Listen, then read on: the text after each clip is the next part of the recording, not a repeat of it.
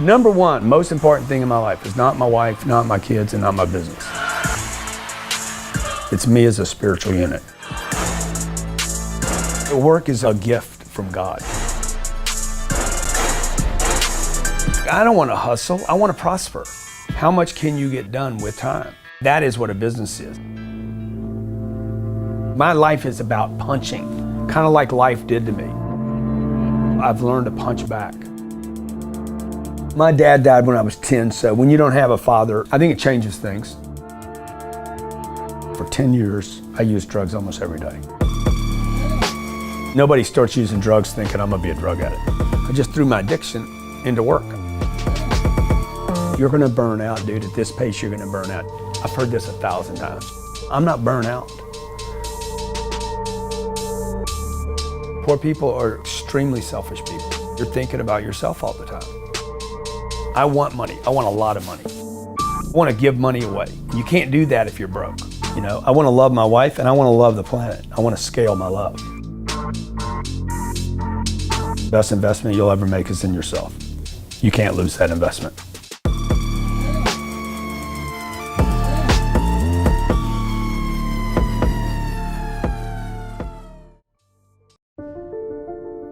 They say that the human race is doomed, that we have lost touch with our true nature, that the media has corrupted us, and that the planet has no future. I disagree. I believe that humanity is full of hope, and that our salvation lies within each one of us. My name is Brian Rose, and my job is to listen, the oldest method of learning known to man. Each week I seek out individuals that are changing the world, people who are living and thinking in a different way. Their stories will challenge your beliefs, make you question your choices, and perhaps inspire you to change. I never planned on doing any of this, but now I can't stop. Join me on this mission and make humanity something we can all be proud of. It's time for you to man up, to once and for all, tell your mind who the fuck is boss. I need a fucking answer. What's it gonna be? I don't know what it is about this fucking sport, but it attracts people that really need to do deep work on themselves. I failed in this city. All these bad memories. I never really felt like I gave a fuck about me or my life. I almost killed myself, like. Think about something that is gonna drive you when it really hurts. Some kind of demon you wanna fight. This is not Pussy Man, this is Iron Man. Under pressure reveals true character. What are you gonna do? You're gonna be in Chattanooga, May 20th or what?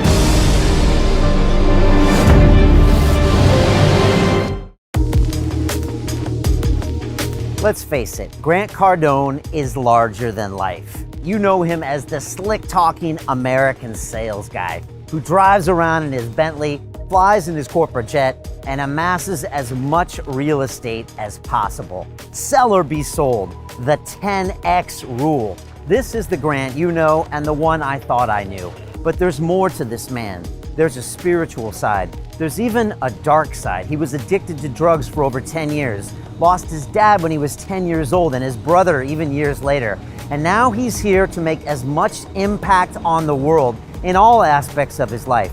He wants you to 10X your life, your business. Go into your fears. Stop telling yourself the same old stories. You've got a bad relationship with money. You've got bad self-esteem. And again, you've got a wrong narrative. Grant was not what I expected, but I was extremely intrigued and impressed by everything he's doing. He was in London because he wants to meet more people. He wants to go around and touch the world. And I think we're gonna see a lot more from Grant Cardone. And inside London Real Academy, I'm pushing you to go into your fear as well. Because on our Business Accelerator, I guarantee a revenue-generating business from you within 8 weeks. Start with your passion and turn it into a business just like I did with London Real. We are closing this thing out soon, and this is a little bit more about the London Real Academy. London Real doesn't stop when the conversation ends. You see, that's when we get started. Because everything begins with a thought, and then comes the action. The London Real Academy is our global transformation platform. Here we bring together thousands of students from over 75 countries. Whether you want to build a profitable business from your passion, or learn to speak to inspire, or broadcast yourself with your very own podcast, or accelerate your life to become a high-performance person, we have the online accountability course and personal mentoring program that will make your dream a reality. Join us, and we'll take your life to the next level, together. Our next accelerator course is starting soon.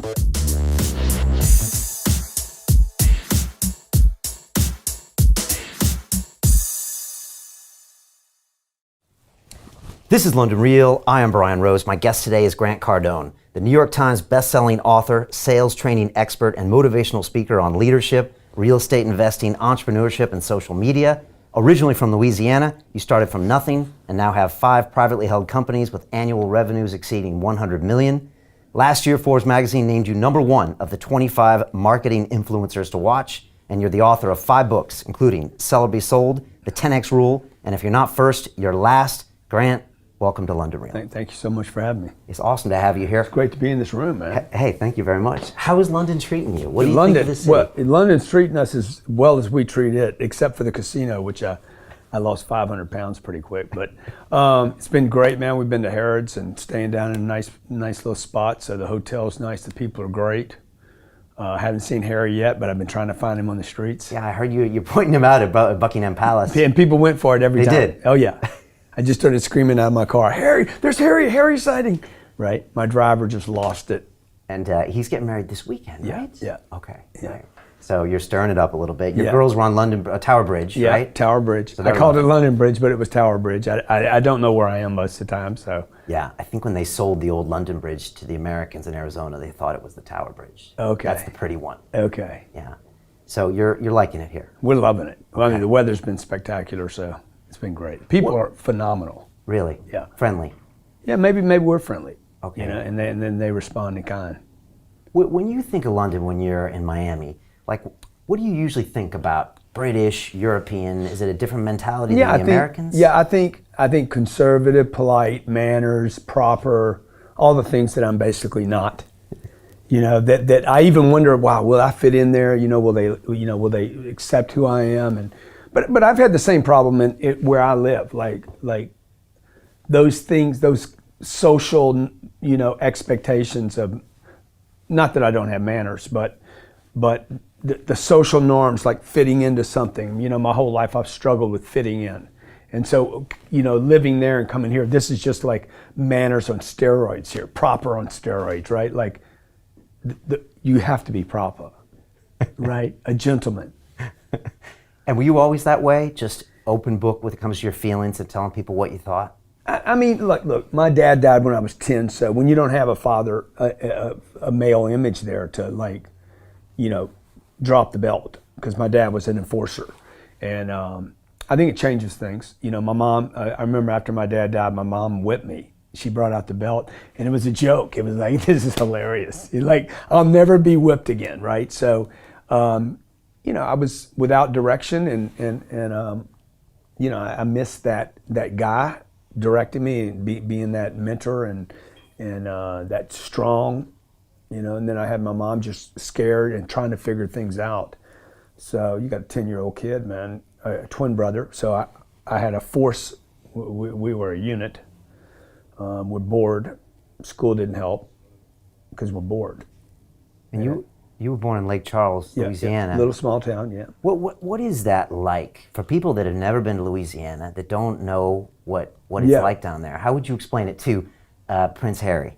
You know, what's the culture like? What are the people like? I'd say, Harry, dude, like, I took a little canoe down the bayous, you know, to go to school, you know, and he took a carriage.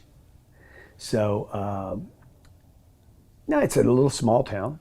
You know, it's hot. It's humid. Mosquitoes, roaches. Like I grew up low, you know, middle class. I mean, we had a roof and we had air conditioning, we had heater, and we had a car and we had bicycles, but we had fear. There was tremendous fear in the environment, constant fear, worry about. And this wasn't for a cycle. This was for, you know, from the age of 10 to like when I left the house. Okay. Constant fear the whole time. Fear of Economics. economic fear. Yeah, Okay. it was all economics. The mechanic's going to take advantage of us. The plumber's going to take advantage of us. The roofer, like anything, you didn't want to spend money. Everything was conservation. It really has built who I am today. Okay. Because you know, my dad died in February. My mom sold the house by March. So we had this beautiful house. My dad had finally made it fully into the middle class, maybe even upper middle class. 18 months after he bought his house, his dream house, he died. 15 days later, the house is sold because she couldn't handle it. So at 10 years old, I'm learning a house is a liability. I didn't know this would play out later, right? Yeah. But later on in my life, I would realize it would be another 20 years, and I'd realize, oh, a single family home, the front door, just one door house is not an asset, it's a liability. Okay. I want to talk on that Yeah, definitely. Is that money, fear, economic kind of prison in your brains, is that endemic to Louisiana, the South, America? All of America. Okay. Living on the edge, paycheck to paycheck. America, you know, the movies act like all the Americans are rich and they're all boisterous and they're all secure. Completely not true. Any more than all English people have manners.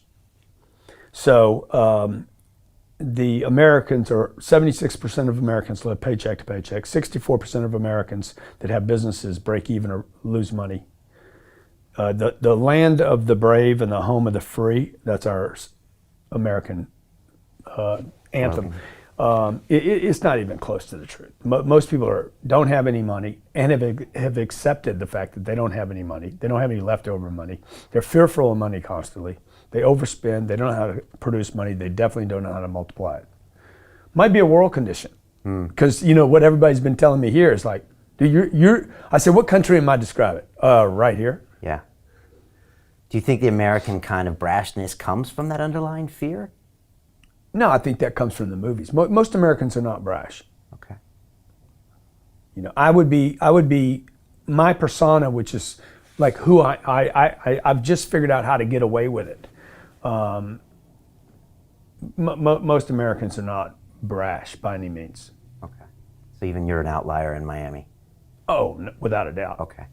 Tell me more about young Grant. So you're 10. Yeah. You know, your dad had just made it. I think at 9 you had bought the house, right? Yeah, And then that's you right. died at 10. Yeah. You had a twin brother who, I mean, I know you said you've always kind of, he was a way for you to look at yourself. Uh-huh. And you were like, wow, I see so much potential in him. And so it's a way that you kind of got to look at yourself. Yeah. And tell me about that young kid. You know, just again, like my mom had her hands full. You know, she didn't talk about money being a problem, but I could see that she was scared. She's clipping coupons. It's the culture, right? You're being boiled, you're being made ready in a soup.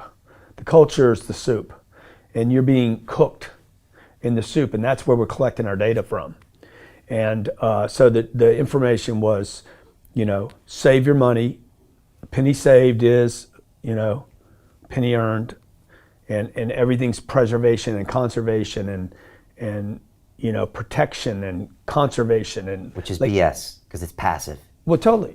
You're just becoming a victim. You're becoming you're sitting back. You're effect of everything. So there was, but my mama she didn't know any better, right? She was uneducated. She had never held a job. She did not have an entrepreneurial spirit. Like she didn't know at that time women really weren't encouraged to go out and earn money. So mothers were doing at that time in the 50s what they did. They were raising kids and being a wife, right, and taking care of the house, which by the way is an extremely important role and probably something that we're short on. Yeah. But she was giving me 3 meals a day, and with every meal came a lecture, you know. So she was just doing the best she could do. I, on the other hand, at 10 years old, wanted to be a man. At 12, I wanted to be an adult. I wanted to be an adult since I was 6.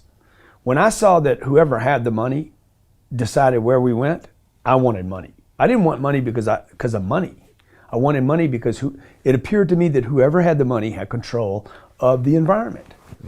Mm-hmm. And I knew that way before my dad died. I would watch him and another man, a doctor in the neighborhood, and they seemed to have fun. Whoever had the money seemed to like control where we went, how long we went, what we did. And the kid, if you have kids, how many do you have? I got 2 young boys and then a stepdaughter in her teens. They're picking up everything. Oh yeah, it's like a hard drive that just opens when they are born. You know, exactly. You know, and they're open to learning. And you know, I can watch my kids, they'll play on a phone. They could watch a TV show and know exactly what Elaine and I are talking about in the other room and collect all the data perfectly.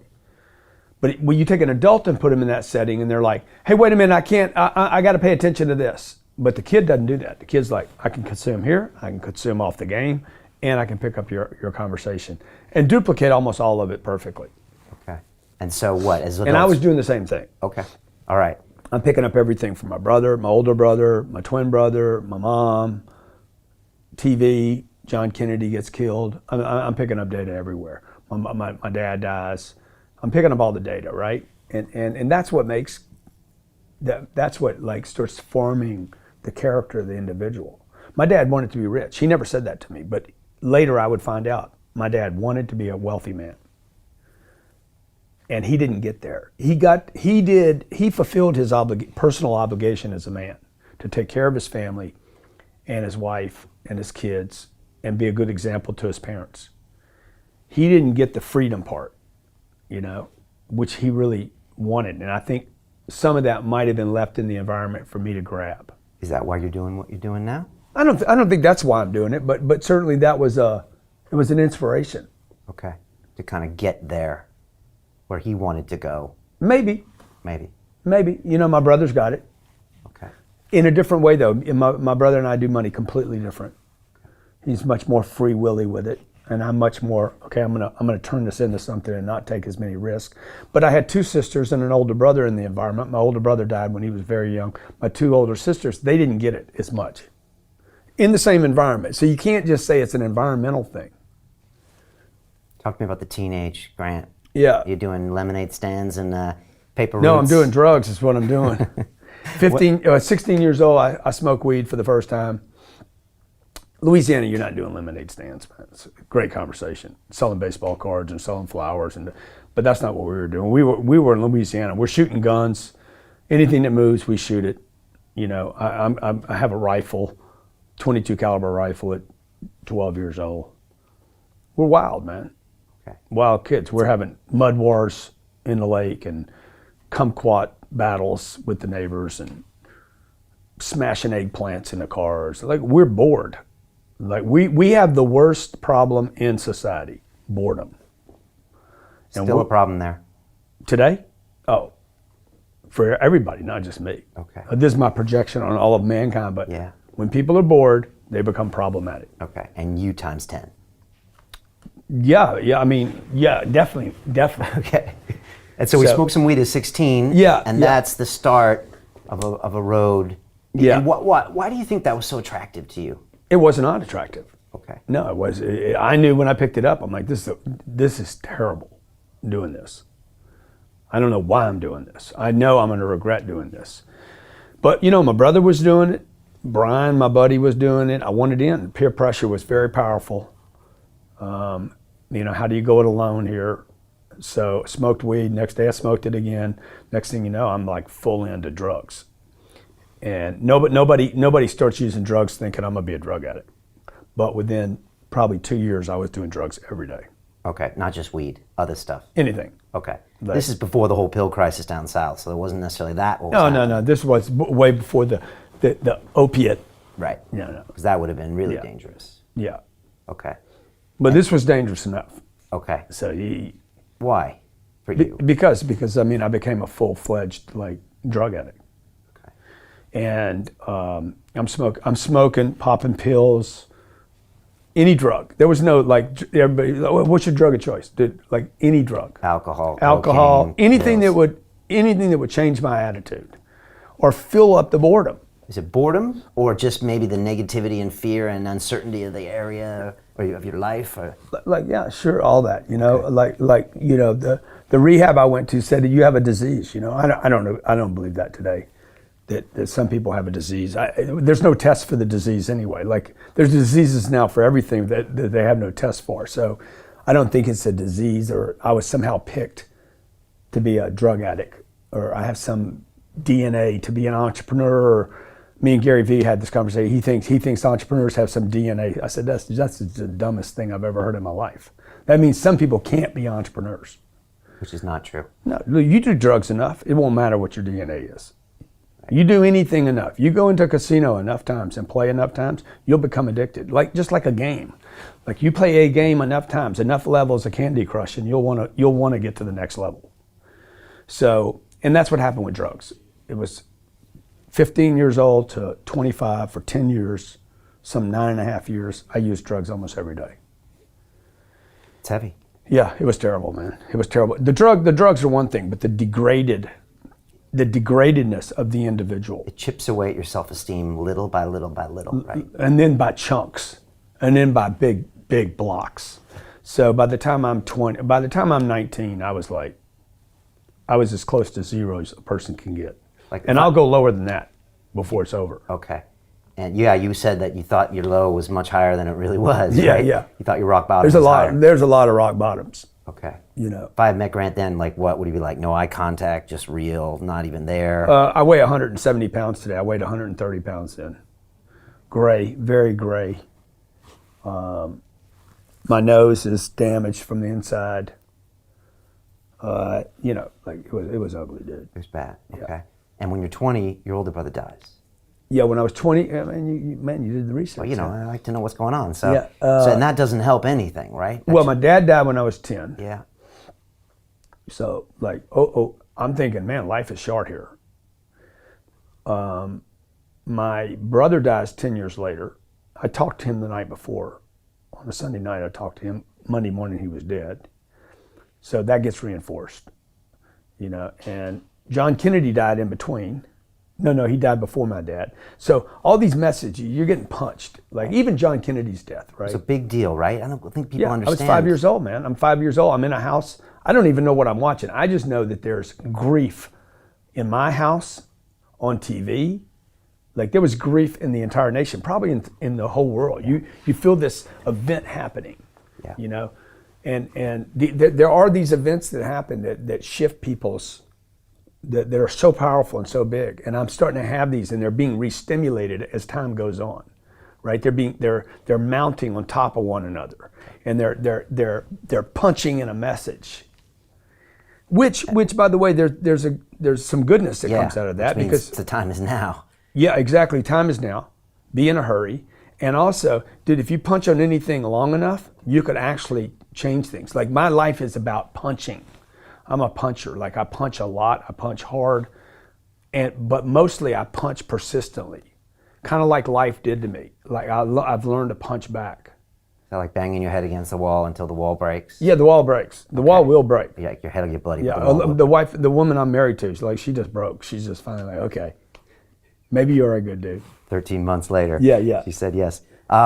So just back to that piece. So, and then the downside of having all that death reminder in your life is that maybe I just want to take this pain away and get into the drugs. Get away from the world. I don't think it was pain driven. Like, that's what they don't, you lost your dad abandoned you. I've had all the therapy around all that. I think those guys are just a little bit off from I did not have to go down that path to find who I am. That guy was always there. The guy I am today was always there. You could not kill him with drugs. And now coming out of the treatment center, they tried to get rid of that guy. That guy is the guy, the obsessed guy, the guy that can throw himself all into something, the drug addict. Yeah. Do you want that guy? You want that guy, because that's the guy that makes things happen. That guy is relentless. Right. You want that. You want that. But rehab wants to get rid of that guy. They want to keep you in fear a little bit. They think that guy's the problem. That guy's not the problem. The drugs were the problem. Okay. Okay. The lack of self-esteem was the problem. The boredom was the problem, dude. I'll talk about boredom. Like, boredom is the drug you need to avoid, because that's where people start making bad choices. Typically, they don't become a drug addict. They become a consumer of garbage.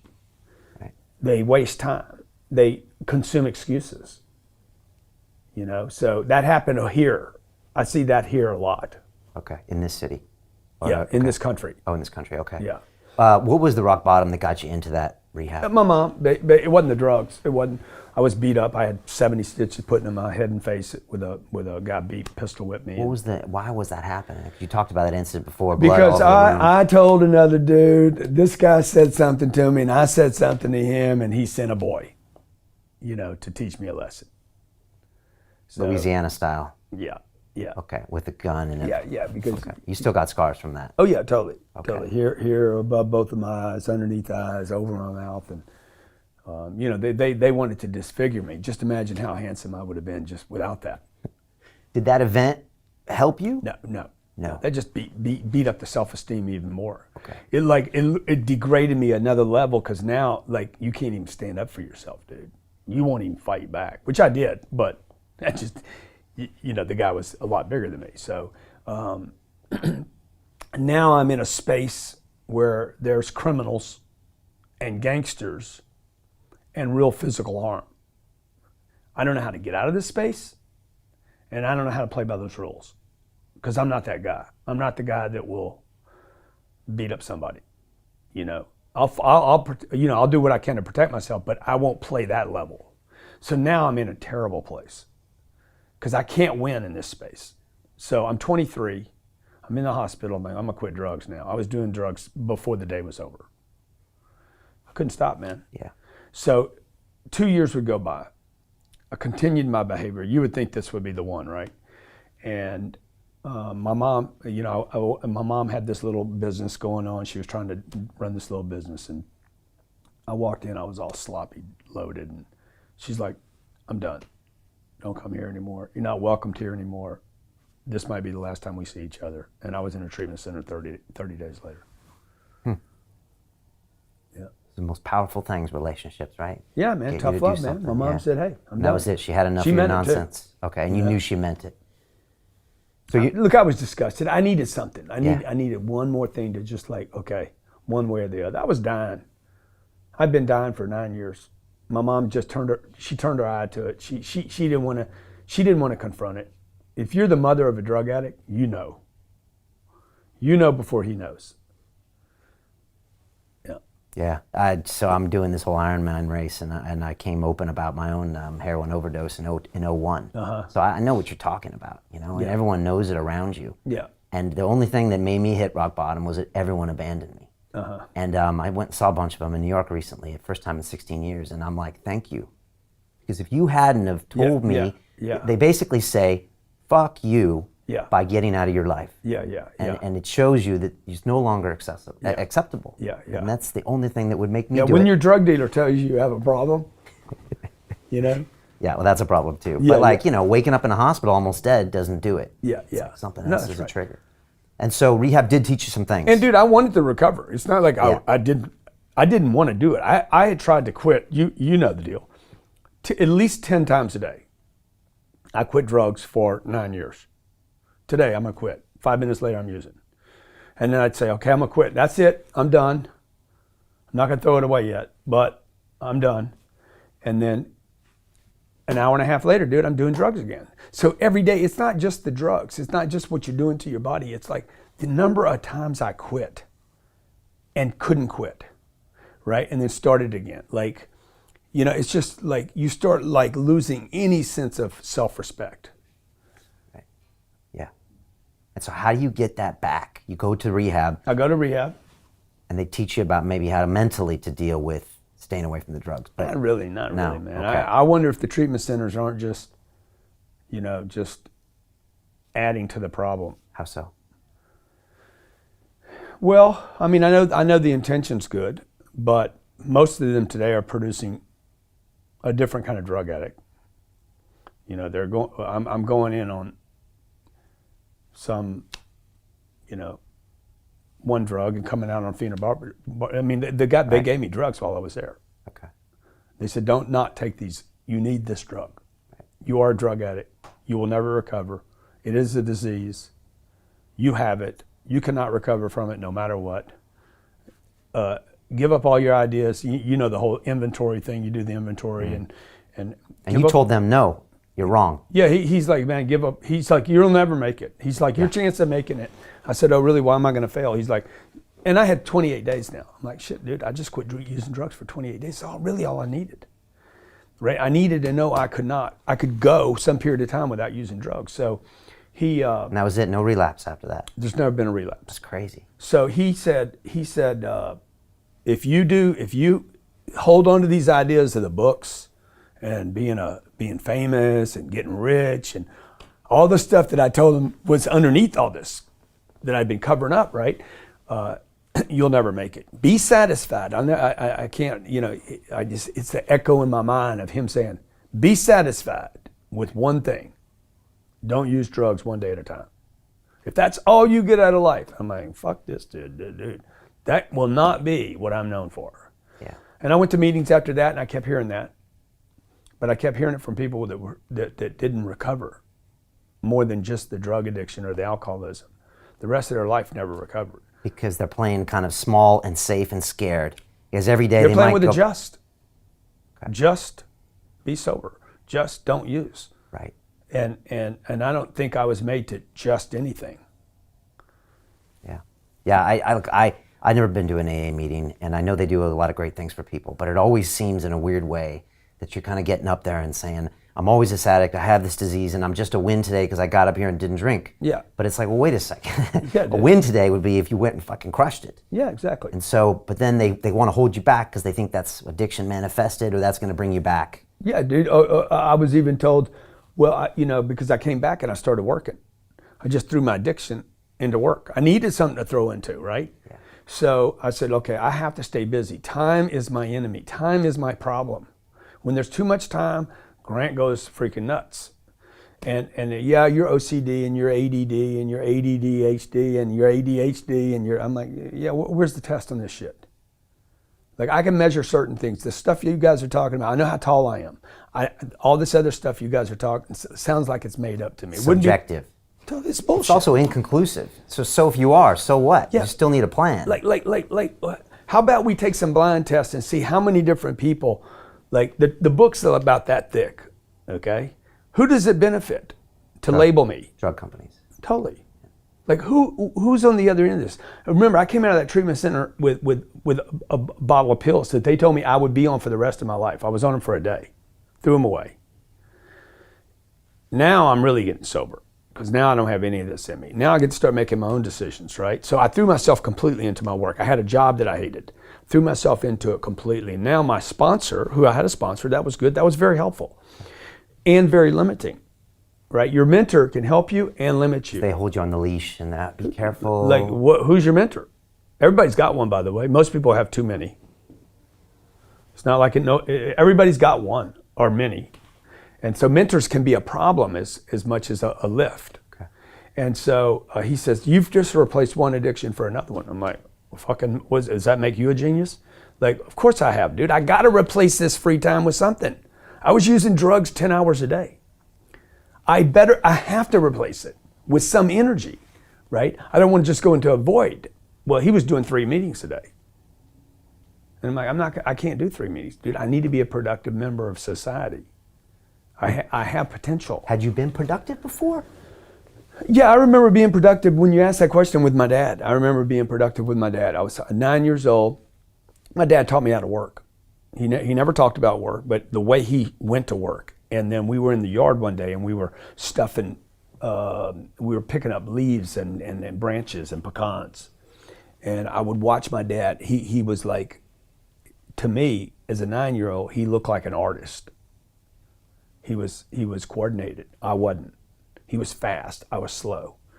He was clean. I was sloppy, right? It's like watching a great cook in the kitchen.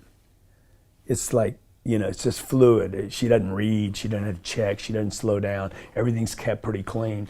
And then there's me, and they're just, it'll taste similar, but there's gonna be a fucking mess in this place. So he inspired you to that work ethic. I could see that there was potential, right? And beauty in it somehow. And there was beauty in work. I've always loved work, whether it was outside or inside or. Not just because it keeps you busy, because there's some beauty in it. There's a mastery in it. I think that their work is a gift from God. Speak on that. Yeah, Because most people think it's a chore. Yeah, I when I hear people talk about the job, I've seen the 4-hour work week and the you know, the idea that you won't work for anyone, that you can't have a job.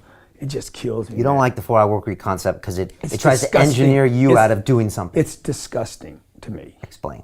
It is like,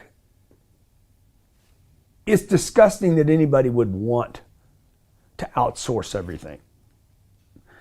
Dude, I got 168 hours in a week. I think that's what it is.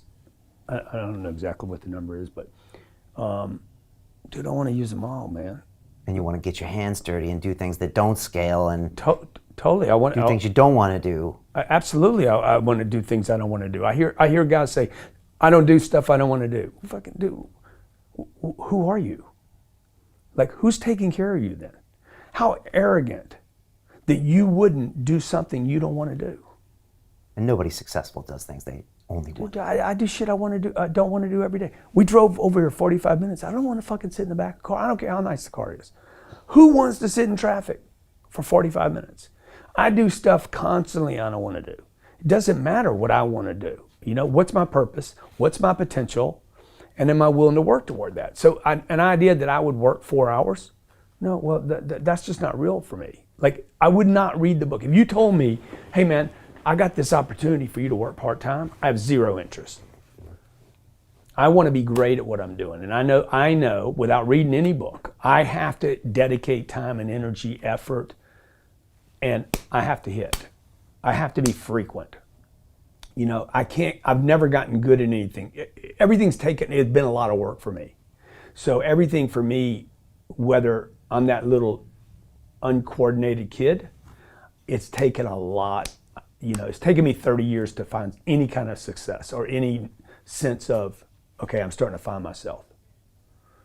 You know, probably 2,000 or 3,000 speaking engagements before I felt like I was comfortable on stage. 3 businesses that were freaking jamming before I said, you know, you might actually be a legitimate businessman. You know, now we're at 7 businesses. We'll do probably $150 million this year. I'll hit $1 billion in real estate probably before the year's over.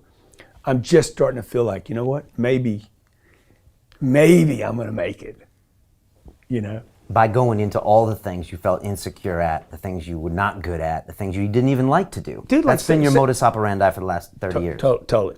So like sales, you know, hated sales. People will be shocked to hear you say that. Hated it. I was in 5 sales jobs, was a disaster at all of them. Absolutely hated it. But you're the master of sales. I am. I embrace the things I hate. Why were you bad at it? Why did you hate it? I didn't know, well, I was bad at it because nobody teaches anybody how to be good at sales. You know, so I didn't know how to communicate to people, didn't know how to shake a hand, didn't know how to build rapport. I'm honest enough that I'm not going to lie to people. So the stuff I was being taught to do, I didn't like. You know, they ask a question, you ask them a question. Slimy, dude. You know, I have enough integrity and ethics that when you tell me, okay, we're not manipulating, but don't answer their question. I'm like, well, dude, that's just, that is manipulation. And that's why I think a lot of people don't like sales, because of what's been taught for 100 years. So the blueprint's outdated. You got there and it was always wrong. Okay. It was wrong, and it's why I believe it's why salespeople have such a high turnover, why so few people want to be called salespeople. I mean, you go through Harrods down there, you can't find a salesperson in the whole joint. You think salespeople are ostracized in America? Oh, dude, it's terrible here. It's terrible here. I mean, really. We've had books where Sell or Be Sold, we had to change some of the language in the book for it to be in bookshelves here. So like the word pressure can't be in there, persistence can't be in there, Like there's things laws you guys actually have here that like. Go to Europe, it gets one step worse. You know, because it's this whole I'm ashamed of money and I don't want to talk. You know, we can talk about that too. But so the sales blueprint, you get in, they give it to you. It's not working for you. It doesn't make sense for you, and you're like, I gotta make my own. Well, what happened was I was in a sales job. I got a college degree in accounting, and Because you thought it would teach you about money and it didn't. yeah, so I end up in this sales job. It's the only job I could get, and so I hate it, right? So I go to the treatment center. I come back out of the treatment center. I threw myself into it because it's the only thing I had. I still had so little self-esteem that there was no way I was going to go try to get another job. Yeah. Right, and I was terrified of using drugs again. So I'm like, I went back, the place where I was working, they took me back, and I threw myself into it. And it's interesting when you commit to something, little gifts just start automatically showing up. It's a phenomenal thing.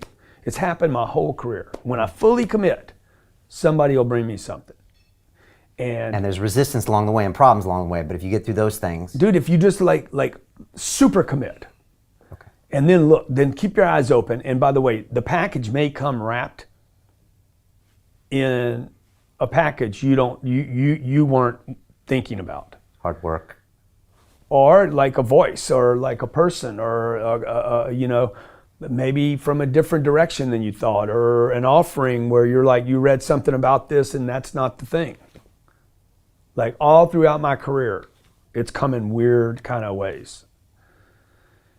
And so, like if you ask for help, and somebody shows up at the door, maybe invite them in, regardless of what the packaging is or what you've heard about it or whatever. That's really been beneficial to me. Okay. Open mind. Keep your ears open. But not too open. Okay, because you Right. don't want everybody's advice, or you'll be mediocre again. You'll be Lose just your confused. individuality. Yeah, you won't even know what to do. If you listen to me and Dave Ramsey, you won't know whether to get debt or avoid it, and you won't do anything. But you'll be very knowledgeable. Right. And So I threw a guy walks up, he gives me it was a little cassette tape. He's like, hey, I heard this, I thought you might like it. I listened to it, I was like, oh my God, there's a way to sell stuff. I didn't know there was actually something you could do. I listened to it, I called the 800 number. I said, what else do you have? And the guy said, we got a program for $3,000, it's 25 years ago, so it's like 10 grand, right? So I said, I'll call you back. Called my mom, I said, I need to borrow $3 grand. First money I ever borrowed outside of college. She gave me the $3 grand, and it changed my career. wow. And then when I listened to this guy, and then I got this set of tapes, and I'd watch it on sales and how to be a salesman, how to negotiate. I'm like, this is what I'm going to end up doing for a living. I'm going to teach people how to do this, because there was such a vacancy and a void of it years ago. But what happened was, what I didn't like was some of the trickery in it. What I did was went in over the years and removed the trickery and basically made transparency and the authenticity in sales the way to service people. And now that's become a multi-$100 million business for me. But it's still a dirty word for a lot of people. Will that change over time? It might, the whole space might disappear first, actually, because of the internet. Really? Because everything will be custom and tailored and Everything's just order it, really. you know, order online. Sales can't die.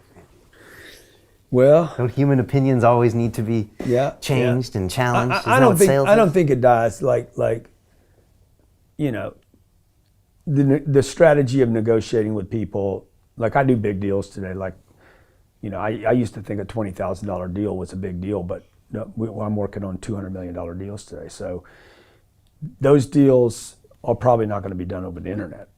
They're complicated. They require personalities and people, and anytime you involve people, then you have insecurities, and people have superiors to please, and then you got egos on the line, and it's the same thing at every level. Which is good, though. That's an opportunity for you. That's an opportunity. Okay, but you're And so saying at that level, like if you're going to negotiate your own deal, LeBron negotiates his own deals. You better know how to sell. Or you better just walk away. The ultimate is just walk away. Somebody else will offer you something else. But most people don't have that kind of marketability, right? So it's the everyday guy. I think some of the sales that will go away are the retail stores, like that kind of selling. Okay, gotcha.